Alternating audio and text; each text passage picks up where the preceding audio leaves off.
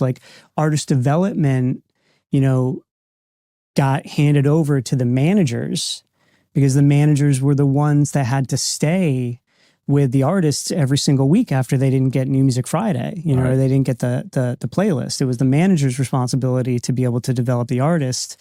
Whereas the label, you know, the A&R strategy started to change from, I'm going to try to, you know, sign one Lady Gaga, you know, and I'm going to spend, you know, 2-3 years developing her.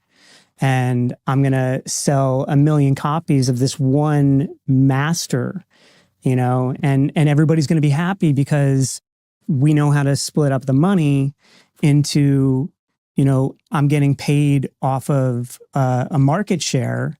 And now I need to sign, you know, 10 Lady Gaga lookalikes who are all going to release 10 songs.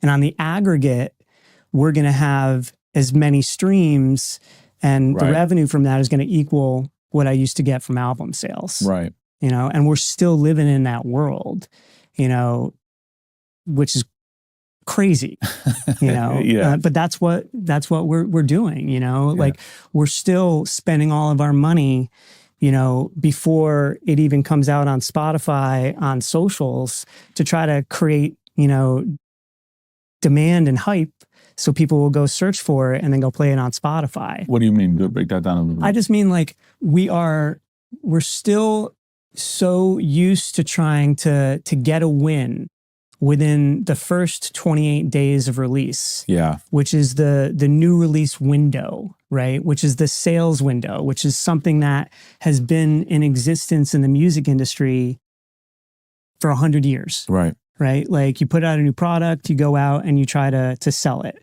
right? Like when we moved into streaming, you know, that was a new release workflow.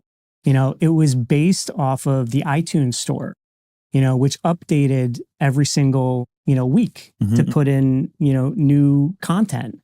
You know, the reason being is because the people who were originally assigned to Spotify and Apple Music, like back in the day, were like remnants from iTunes. They were, you know, like downloads people.